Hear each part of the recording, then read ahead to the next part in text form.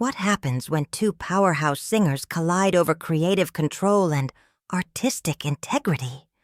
On live television, the result was more explosive than anyone could have predicted. Before we dive into this unforgettable confrontation, make sure to hit that subscribe button and tell us in the comments, should artists protect their original work at all costs or evolve with the times? Now let's get into it. The Kelly Clarkson show was buzzing that afternoon. The audience was electric, eager, knowing they were in for something special. The guest of the hour, the one and only Patti LaBelle, the godmother of soul herself. Everyone expected laughter, nostalgia, maybe even a duet. A beautiful blend of voices between two generations of powerhouse singers. Kelly stepped out in a bright yellow dress, radiating warmth and charm. "All right, everybody," she said, beaming. "We have such a treat for you today. One of my absolute heroes is here.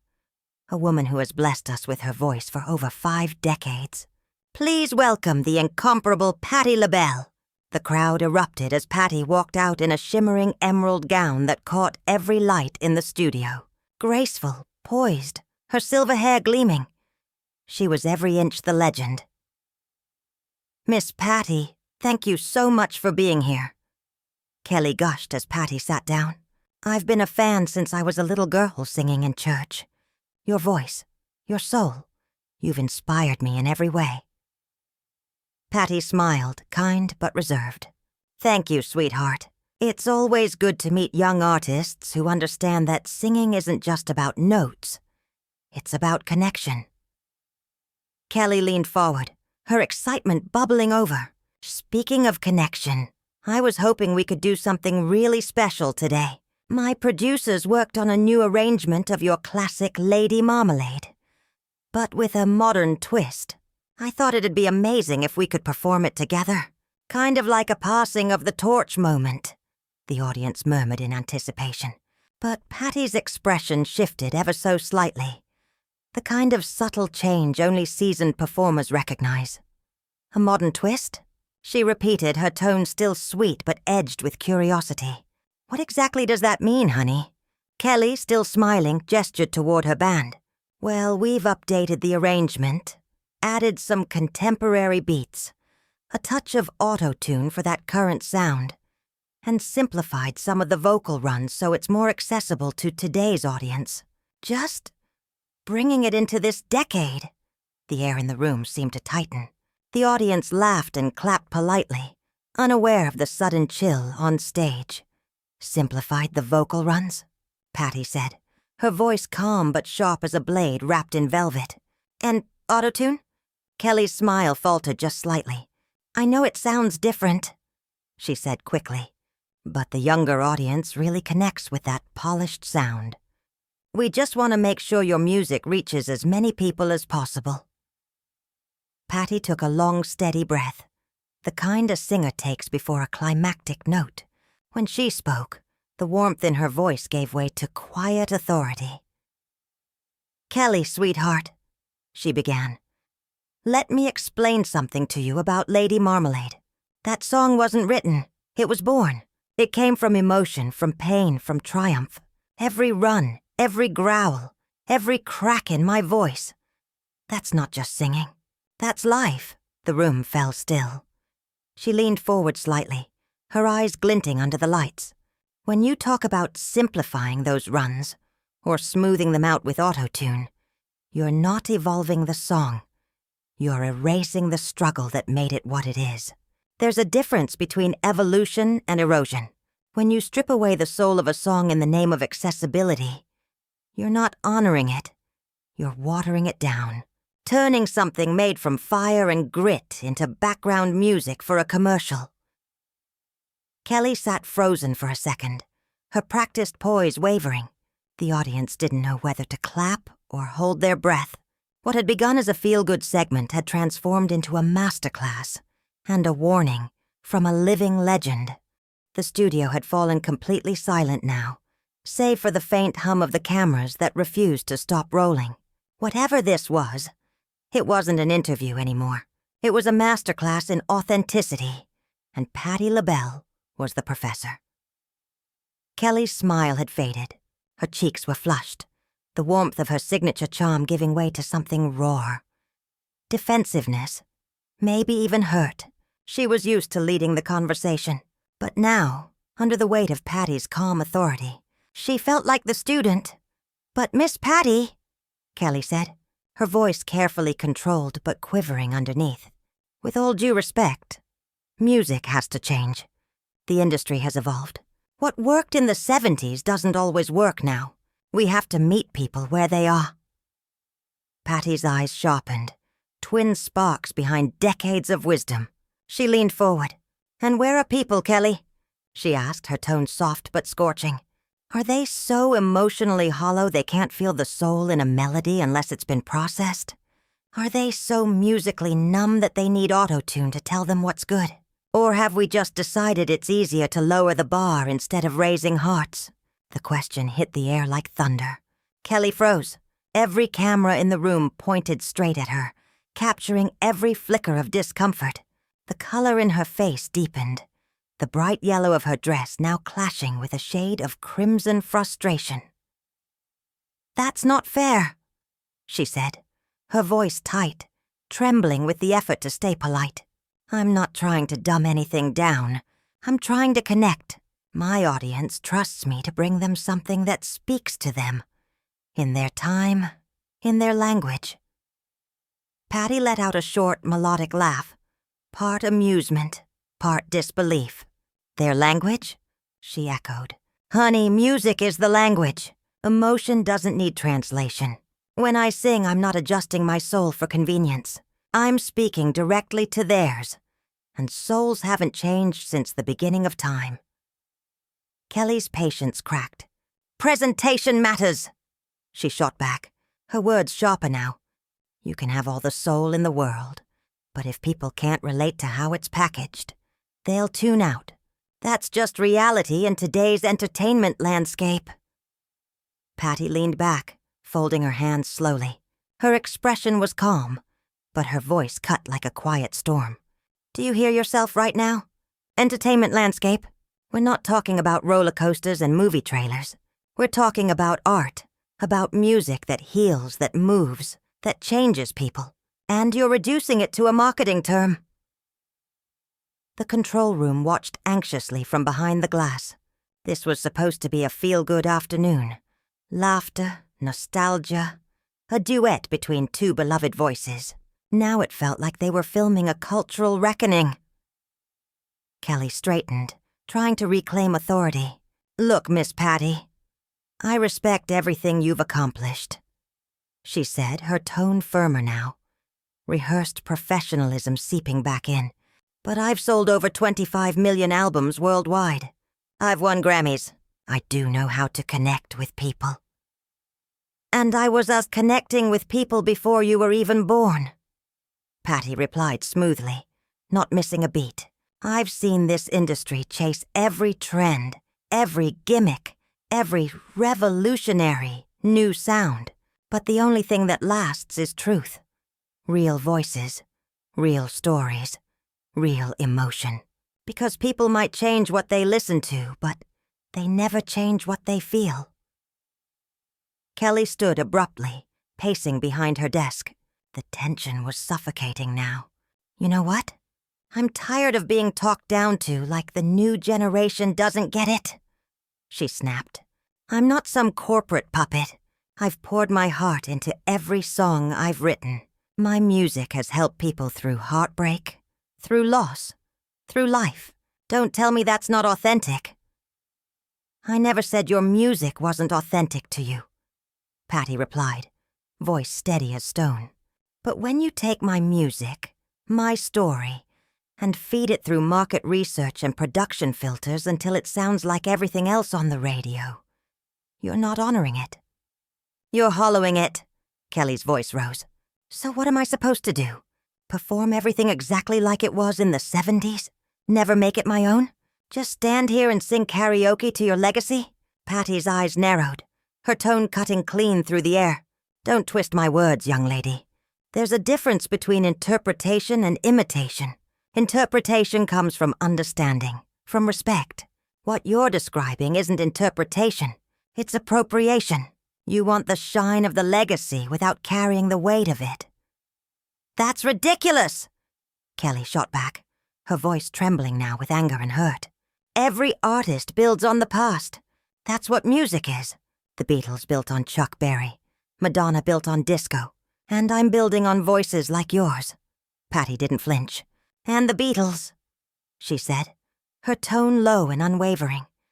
Understood Chuck Berry before they built on him, the audience gasped. Somewhere in the back, a crew member whispered, "Oh my God." The moment had gone from a friendly daytime segment to a battle for the soul of modern music, and neither woman looked ready to back down. Patti fired back, her tone now sharp enough to slice through the tension in the room. Madonna lived disco before she ever reinvented it, she said. You're talking about taking a song born out of struggle and triumph, especially for women of color, and sanding off its soul until it's safe enough for mass consumption. Kelly froze mid-step. Her pacing stopped cold. Her gaze locked on Patti, eyes blazing. And there it is, she said slowly. This isn't really about production choices or vocal technique, is it? It's about who's allowed to sing what. It's about gatekeeping. The word hit the air like poison. Patti's expression shifted. Not anger now, but something colder, steadier. A fury that came from decades of survival. Gatekeeping? Patti repeated, her voice low but commanding. Child, I've spent my whole life kicking down doors for artists who look like me, sound like me, come from where I come from. I've mentored more young singers than you could count. But I won't stand by and watch you strip meaning from music that came out of pain, out of history. Music you clearly don't understand or respect. Kelly's cheeks flushed. Her voice trembled. Part anger, part hurt. Don't you dare lecture me about struggle. I grew up poor in Texas. I worked 3 jobs to keep my dream alive. I fought every kind of pressure this industry can throw. I earned my place. Patti rose, her full presence filling the room. The shift in energy was palpable. 50 years of authority distilled into one moment. Did you? She asked quietly. Or did you learn to give them what they wanted? Because there's a difference between earning your place and being handed one for playing by rules designed to keep real voices on the sidelines. The studio went still. Cameras hummed faintly. 300 people barely dared to breathe. Kelly opened her mouth, closed it again. Finally, she managed, That's unfair. I've never compromised who I am, not once. Everything I've done is true to me. Patti tilted her head, eyes narrowing slightly, not cruel. Just searching. Is it? She asked. Because right now you're asking me to compromise who I am. You want me to reshape something I lived, to fit your version of what's palatable. Kelly shook her head. No, I asked you to collaborate, to create something new together. No, sweetheart, Patti said softly, her voice calm but impenetrable. You asked me to validate your version by putting my name on it. A real collaboration starts with a question. What does Lady Marmalade mean to you? Not a finished concept dropped on my desk with an expectation that I'll just smile and go along. Kelly's fists tightened at her sides. I wasn't thinking about exposure, she said. I thought you'd want to share your music with a new generation. And that, Patti replied, stepping closer, is exactly the problem. You thought, you assumed, you decided what I would want, without ever asking me. Just like every record exec I've dealt with for half a century. You took my art and made choices without me in the room. That's not true, Kelly said quickly, but her voice lacked conviction. We, my team, reached out to yours. We had discussions. Your team reached out to my management, Patti corrected. Nobody asked me. Nobody asked how I felt about turning Lady Marmalade into a pop spectacle. No one cared if I was comfortable auto-tuning my own legacy. Kelly moved from behind her desk, her voice rising. But that's how it works now. Artists collaborate through their teams, producers, managers. It's professional. professional?" Patti echoed almost sadly. "When did we decide professional meant removing the artist from their own art? When did we start believing that the business of music mattered more than the music itself?" The silence that followed was heavy, reverent, like the moment before a curtain falls. "Because the business side matters," Kelly insisted, her voice cracking under the weight of frustration. "You can make the most beautiful, authentic, soulful music in the world. But if nobody hears it, what's the point? At least my way. Your song reaches people who might never have discovered it otherwise." Patti's head moved in a slow, disbelieving shake. For the first time since the confrontation began, the fire in her eyes dimmed, not from defeat, but disappointment. "And what version of my song would they be discovering, Kelly? A polished, auto-tuned, watered-down version that bears my name but not my heart? Tell me, does that really honor them? Or just make it easier for them to avoid the truth? The real thing is 50 years old." Kelly shot back. "People change. Music changes. The world changes. You can't expect everything to stay frozen in time just because you prefer it that way." "I don't want it frozen," Patti replied sharply. "I want growth. I want evolution. But what you're describing isn't evolution. It's devolution. You're not making art better. You're making it smaller. You're taking something that once demanded attention and turning it into background noise." Kelly threw up her hands. "Then what's the solution, Patti? Should modern artists just stay in their lanes? Never reinterpret the greats? Never bridge the generations? Should we just segregate music by decade?" Patti stepped closer to the edge of the stage, her posture as regal as her tone. "The solution is respect. The solution is taking the time to understand what you're touching before you try to reshape it. Some songs are classics because they already said everything that needed to be said. Your job isn't to make them more palatable. It's to bring your truth to them." "I was bringing my truth," Kelly protested, following her toward the edge of the stage. "My truth is wanting to share great music with great audiences. And sometimes that means making it accessible." Patti turned back slowly, her voice soft but cutting. "Your truth, honey, seems to be that you don't trust your audience to appreciate greatness unless you dilute it first. That's not respect. That's condescension." The words hit Kelly like a blow. Her face paled, then flushed red. "You don't know me," she said quietly, her voice trembling with anger. "You don't know my audience. You don't know what I've built." Patti picked up her purse from beside the guest chair, calm and deliberate. "I know what I've seen today," she said. "I've seen someone who thinks 50 years of experience should bow to market research and focus groups. Someone who believes legacy must serve trends. And most sadly, I've seen someone who doesn't understand that real artists don't ask legends to compromise their integrity for the sake of ratings." Kelly's lips parted, realization dawning. "You're leaving?"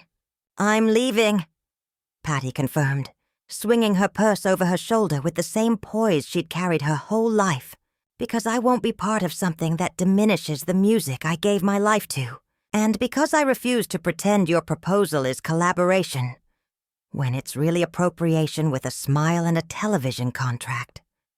"Miss Patti, please," Kelly called out, her voice cracking as desperation crept in. "We can fix this. We can find a compromise."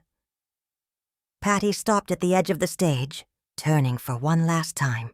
"Sweetheart," she said gently, "some things shouldn't be compromised. Some things are worth more than viral moments and trending clips. Some things are sacred. Until you understand that, you're not ready to collaborate with me, or with anyone who takes their art seriously." And with that, Patti LaBelle walked off the Kelly Clarkson show, leaving behind a stunned host, a silent audience, and a television moment destined to echo across headlines for years. The cameras kept rolling as Kelly stood frozen in the spotlight, the weight of Patti's words settling over the room like a heavy curtain. So there you have it. One of the most charged, unforgettable moments in recent television history. Was Patti right to defend her legacy? Or was Kelly just trying to share timeless music with a new generation? Drop your thoughts in the comments below. And don't forget to subscribe for more incredible stories from the world of entertainment that you won't believe actually happened.